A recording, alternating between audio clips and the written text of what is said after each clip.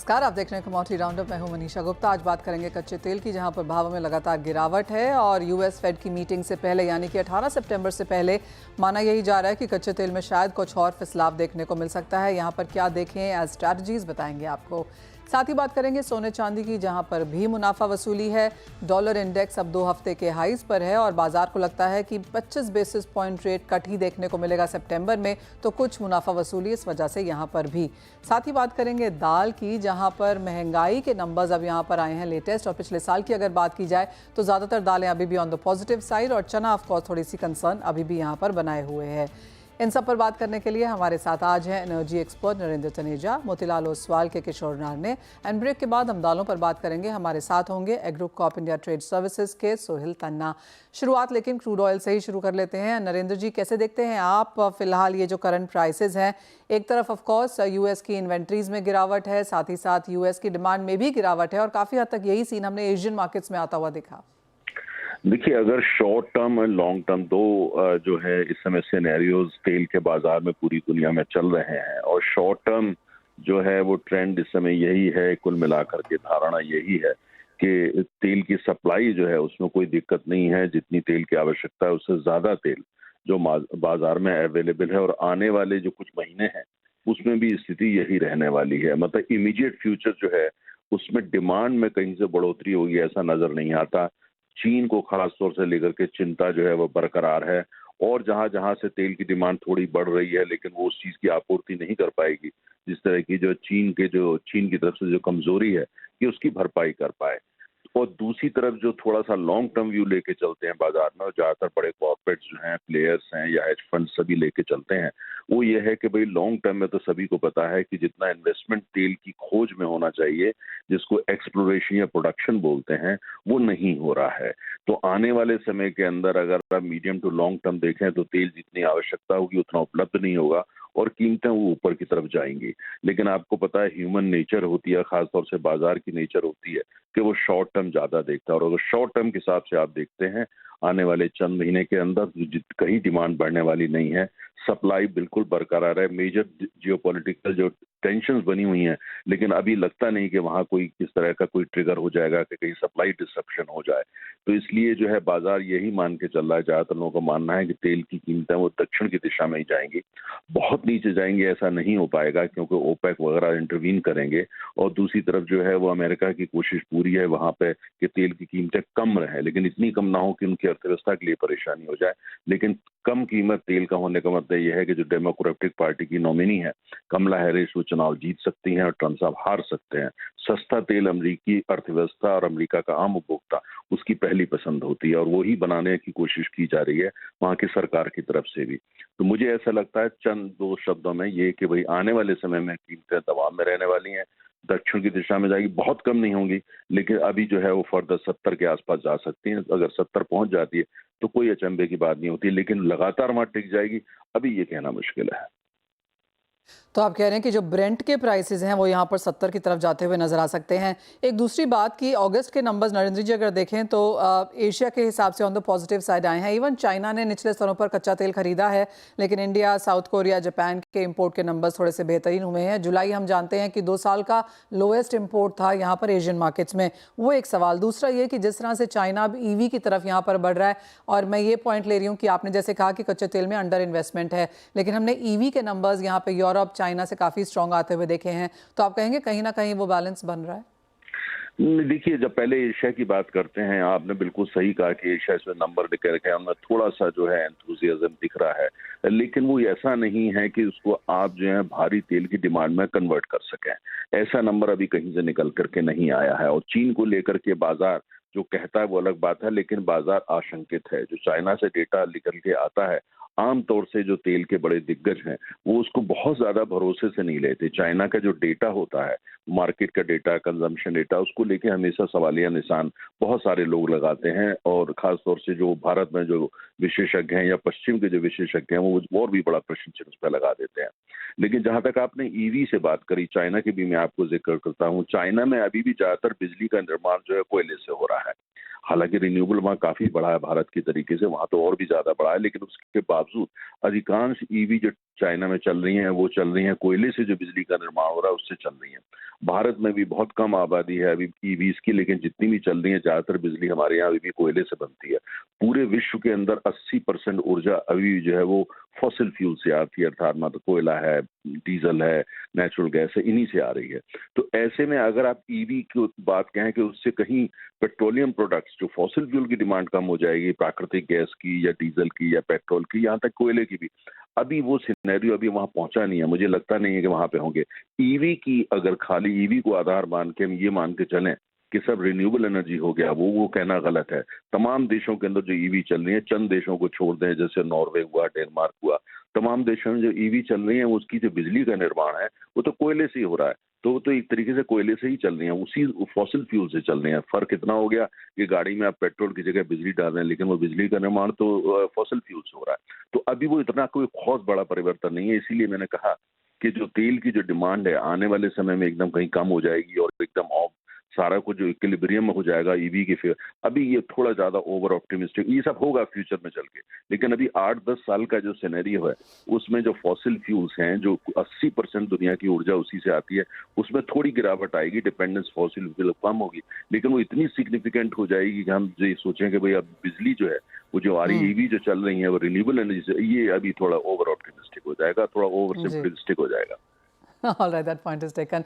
बहुत शुक्रिया नरेंद्र जी साथ जोड़ने के लिए। तो वेल एज ऑफ नाउ यहाँ पर कुछ प्रेशर और देखने को मिल सकता है कच्चे तेल में, और जैसे बात की गई कि 70 तक यहाँ पर हम ब्रेंट के प्राइसेस जाता हुआ देख सकते हैं। किशोर, आपको क्या लगता है, क्रूड ऑयल प्राइसेस में लगातार प्रेशर है, 2 महीने की गिरावट हम देख चुके हैं, ये तीसरा महीना है सितंबर का जब गिरावट के साथ प्राइसेस की शुरुआत हुई है, आपको क्या लगता है कहाँ तक एक सपोर्ट बन सकता है?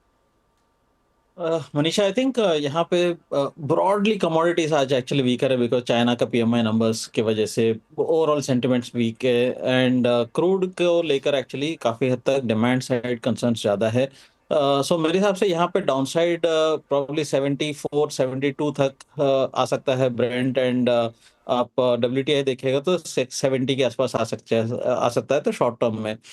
तो हम लोग आई थिंक 60 टू 70 के आसपास इसमें बिकवाली का राय दे रहे हैं। 63-40 का आप स्टॉप लॉस मेंटेन कर सकते हैं ऊपर में, और टारगेट्स आप 6150 और 6100 तक भी आप डाउन साइड रख सकते हैं।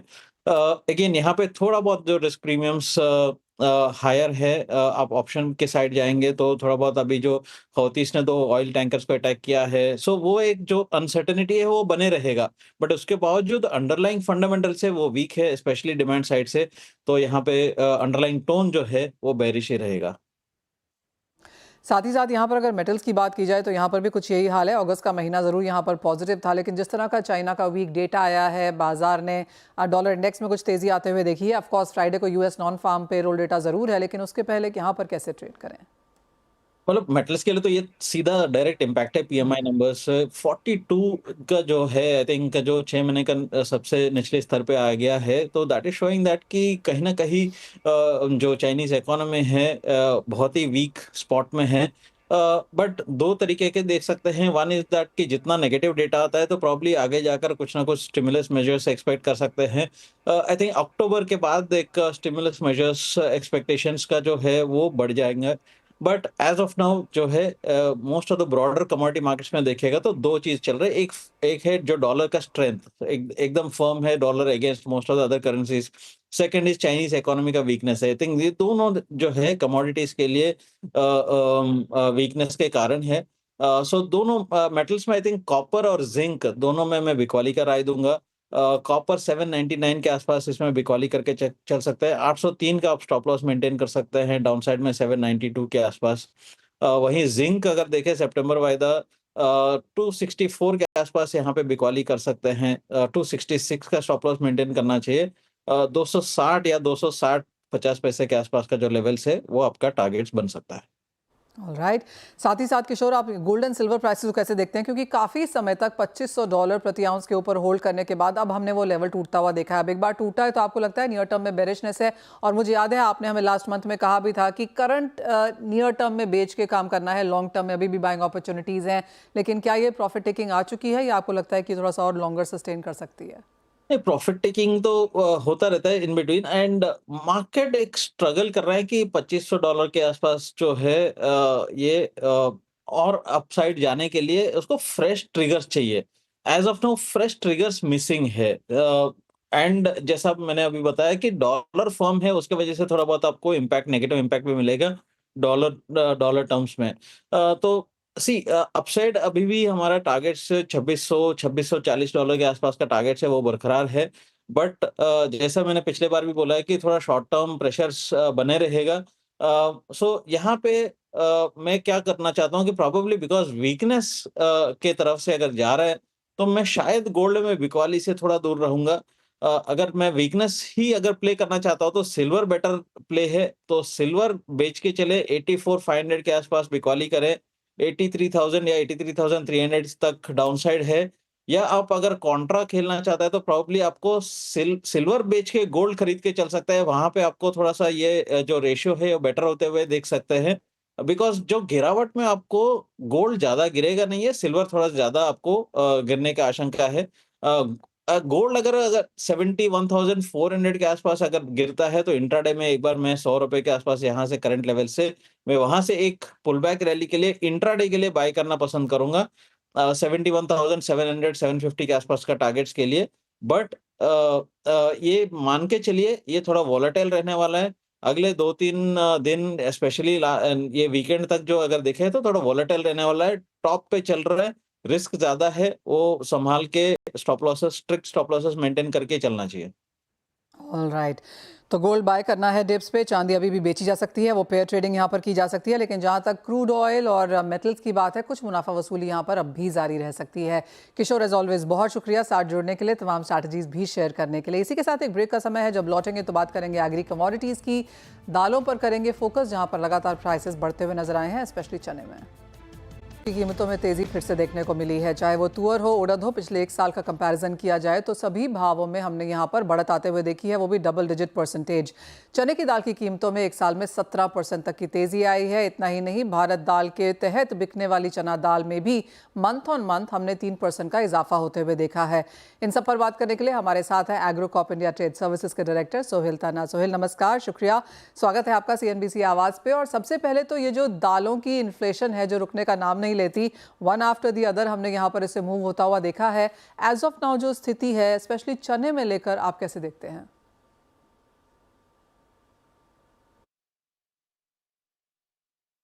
पर है मनीषा जी, नमस्कार। हाय, हाँ जी। हाँ जी।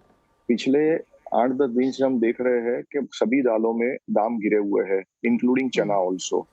ओके, इसके दो चीज है कि एक तो सरकार ने जो स्टॉक लिमिट लगाई है तुअर पे और चने पे, और 45 डेज में इंपोर्ट का माल इंपोर्टर को बेचना है। इस तुअर का दाम घटा हुआ है ऑलरेडी, ऊपर से ₹15 किलो घट गया है। चने में भी घट आई हुई है। चने में आप देखेंगे तो $890 ऑस्ट्रेलिया का ट्रेड हुआ था। उसके बाद चना अभी $850 के ऊपर ट्रेड हो रहा है, उसमें भी बायर कमजोर है। द रीजन ये है कि ऑस्ट्रेलिया से बिकवाली अच्छी है, बट यहाँ पे अगर देखेंगे कि फेस्टिवल सीजन का टाइम है, जैसे गणेश चतुर्थी है, दीपावली आएगी, ठीक है, तो इसके चलते यहाँ पे मांग अच्छी रहेगी। चने में यहाँ से ज्यादा घटने के और चांसेस नहीं दिख रहे हैं। पाइपलाइन कंप्लीटली एम्प्टी है। नया चना आने के लिए ऑस्ट्रेलिया से टाइम लगेगा। नया चना पे आप देखेंगे तो कोई भी हालत में नवंबर एंड से पहले यहाँ पे इंडिया पहुंचेगा नहीं। तो इंडिया में इंडिया में कंटिन्यूसली मांग रहेगी, और यहाँ पे चने की कीमतों में वापस उछाल दिखेगा। सरकार का एक फैसला और रूमर से यहाँ पता चल रहा है कि सरकार रशिया काबुली की ड्यूटी 0 कर रही है। इससे थोड़ा फर्क पड़ सकता है, बट कोई लंबा फर्क नहीं पड़ेगा, बट उनको करना पड़ेगा ये ड्यूटी कम। ओके, सोहेल, आप कहेंगे जो ये काबुली पर 0% हो जाएगा, ये as of now market sentiment है। ऑफ कोर्स इसकी कोई नोटिफिकेशन तो अभी तक है नहीं, कोई लेकिन नहीं, this is only the rumour. Correct. Sohil, साथ ही साथ ये जो भारत दाल है, आई डोंट नो आप कितना क्लोजली इसको फॉलो करते हैं, लेकिन वहाँ पर भी हमने प्राइस इंक्रीज आता हुआ देखा है। कैसे आप देखते हैं सरकार की तरफ से जो मार्केट में वितरण है, ऑफकोर्स उसकी क्वालिटी को लेकर पीछे पीछे कुछ कंसर्न्स भी रहे हैं, लेकिन अक्रॉस जो ये राइज है चने में, आपको लगता है अगस्त निकल गया, सितंबर अक्टूबर में देखने को मिलेगा, नवंबर में ऑफकोर्स फसल आ जाएगी? देखिए कैसा है कि भारत दाल आप पिछले 3 साल के मुकाबले करेंगे तो सरकार के पास इस बार बफर स्टॉक है ही नहीं। आप 3 साल का कंपैरिजन करेंगे तो चने का, और चना प्राइवेट प्लेयर्स के पास भी नहीं है, और चने की फसल इस बार कम इंडिया में है, वो सबको पता है। तो इसके चलते भारत दाल की क्वालिटी में कोई खराबी नहीं थी, ऐसी कोई बात नहीं है, बट बफर स्टॉक नहीं होने के कारण और फसल कम होने के कारण ये दाम में बढ़ रहे हैं, और कुछ नहीं। ओके। और जैसे आपने कहा साहिल कि आगे जाकर ऑफ कोर्स हम यहाँ पर नवंबर में न्यू क्रॉप्स आता हुआ देखेंगे, तो अगर हम सितंबर और अक्टूबर के महीने की बात करें जहाँ पर अच्छी फेस्टिवल डिमांड भी निकल के आएगी, किस तरह की फिर अवेलेबिलिटी है? और यहाँ से आप जैसे कहा कि प्राइसेस अप मूव दिखा सकते हैं, तो कितना अप मूव देखने को मिल पाएगा? ये करीबन आप देख लो कि यहाँ अभी जो फेस्टिवल डिमांड है और पाइपलाइन एम्प्टी है, तो इसके चलते एक बार $10-20 का और करेक्शन आ सकता है, उसके बाद वापस $75 से $100 का उछाल आएगा प्राइसेस में। 75 से $100 का? यस। ओके। ये तो चने की बात हुई। आपको लगता है ओवरऑल दालों में भी ऐसा कुछ ट्रेंड देखने को मिलेगा? बिकॉज हमने देखा है सरकार काफ़ी हद तक यहाँ पर प्रॉक्सी यूज़ करती आई है, येलो पीस का इंपोर्ट उसका एक क्लियर एग्जाम्पल है। बाकी दालों में किस तरह की सिचुएशन बनता हुआ देखेंगे? देखिए तुअर के दाम बहुत घट चुके हैं, तो नीचे भाव में थोड़ी डिमांड अच्छी है, नई तुअर आने में टाइम है। अभी जो हाल फिलहाल है अफ्रीका का प्रेशर ज्यादा है, तांजानिया एंड मोजम्बिक का, बट लेमन और सूडान की अवेलेबिलिटी बहुत कम है। तो एक बार सितंबर महीने में यहाँ से तुअर के दाम थोड़े बढ़ सकते हैं, कोई लंबी चौड़ी तेजी नहीं है, और टेम्पररी बेसिस पे स्पॉट मार्केट बढ़ सकता है। और बाकी जहाँ की उड़द की बात है, वहाँ पर भी कोई बहुत बड़ी चिंता एज ऑफ नाउ आप बनता हुआ देखते हैं? क्योंकि ऑफकोर्स दालों की बुआई इंडियन मार्केट्स में अच्छी खासी हुई थी, लेकिन जिस तरह की बारिश हुई है वहाँ पर कुछ ईल्ड को लेकर चिंताएं हैं, कहीं कहीं कुछ क्रॉप को लेकर भी चिंताएं हैं। आपके पास लेटेस्ट अगर कोई यहाँ पर नंबर? देखिए अभी जो बारिश जो हुई है उससे बहुत अर्ली है ये सब कहना कि क्या डैमेज हो सकता है और क्या ईल्ड में आ सकता है। ये खाली सेंटिमेंटल गेम है, बट टेम्पररी थोड़ी बहुत पाइपलाइन खाली देखते हुए और सेंटिमेंट्स को देखते हुए तुअर उड़द में थोड़े दाम बढ़ सकते हैं टेम्पररी बेसिस पे, पर हालांकि और कोई ज्यादा लंबी तेजी दिखती नहीं है दाम बढ़ने की आशंका। सो जब आप कहते हैं कि टेम्पररी और शॉर्ट टर्म के लिए थोड़े से दाम बढ़ सकते हैं, तो हम क्या परसेंटेज की बात यहाँ पर कर रहे हैं? आप कह रहे हैं 2-4% की तेजी देखने को मिल पाएगी? मैक्सिमम 5%। ओके। सोहेल, आगे जाके आप किस तरह की फेस्टिवल डिमांड आप बनता हुआ देख रहे हैं? हमें ईयर ऑन ईयर क्या इजाफा है इंडियन डिमांड कंजम्पशन को लेकर? देखिए आज की डेट में जब प्राइसेस बढ़े हुए रहते हैं तो कंजम्पशन नेचुरली, जो दाम बढ़े हुए रहते हैं उसकी कंजम्पशन स्लो हो जाती है ईयर ऑन ईयर जितने प्राइस बढ़ते हैं। बट उसके सामने आप देखो येलो पीस सबसे सस्ता हुआ आइटम है और येलो पीस की अवेलेबिलिटी अच्छी है, तो येलो पीस की कंजम्पशन बढ़ेगी और ये येलो पीस सब्स्टिट्यूट में काम आता है तुअर दाल के दौर पे भी और थोड़ा बहुत चने के ऊपर भी। तो इसका सब्स्टिट्यूशन 15-20% इफेक्ट करता है। तो कंजम्पशन आप देखेंगे तो इतना नहीं बढ़ेगा, बट डेफिनेटली जो सेंटिमेंट्स और सप्लाई कम है उसकी वजह से दाम बढ़ सकते हैं। सोहेल, एक फाइनल सवाल, और हम काफ़ी सारी रिपोर्ट्स आता हुआ देखते हैं कि किस तरह से भारत में सेल्फ सफिशिएंसी नहीं है, इंपोर्ट्स पे यहाँ पे हमें लगातार डिपेंड करना होगा। 2030 में किस तरह की डिमांड रहेगी, 2040 में किस तरह की डिमांड रहेगी, वो नंबर्स वहाँ पर काफ़ी बड़े हैं और एक गैप काफ़ी स्ट्रॉन्ग। जिस तरह की सरकार की नीतियाँ हैं, आपको क्या लगता है कि एक नया स्टेप यहाँ पर एक और क्या आ सकता है? देखिए नया स्टेप में अगर आप सोच सकते हो तो शायद सरकार ऐसा कर सकती है कि स्टॉक लिमिट जो 200 टन की है उसको शायद 100 टन कर देवे, ऐसा पॉसिबल हो सकता है। या रशिया काबुली की ड्यूटी जो 0 कर सकती है। थर्ड थिंग, येलो पीस शायद एक्सटेंड कर सकती है। बस यही चीज दिखती है और तो कोई दिख नहीं रही है। All right, fair point. Sohail, बहुत शुक्रिया हमारे साथ आज यहाँ पर जुड़ने के लिए और तमाम दालों पर अपने व्यूज़ भी शेयर करने के लिए। तो क्लियरली कुछ बहुत प्राइस में तेज़ी यहाँ पर देखने को मिल सकती है, क्योंकि जो इंटरनेशनल स्टॉक्स हैं उनको आने में अभी समय है, फेस्टिवल सीजन सामने खड़ा है, तो डिमांड अच्छी खासी है और कुछ सपोर्ट हमने प्राइसेस में ऑलरेडी आता हुआ देखा भी है और अगले 2 महीने में एक सपोर्टेड मूव्स रह भी सकते हैं। इसी के साथ लेकिन समय इस प्रोग्राम में समाप्त है। आप बने रहिए हमारे साथ, हम ब्रेक के बाद लेकर आएंगे इक्विटी मार्केट्स पर पूरा फोकस।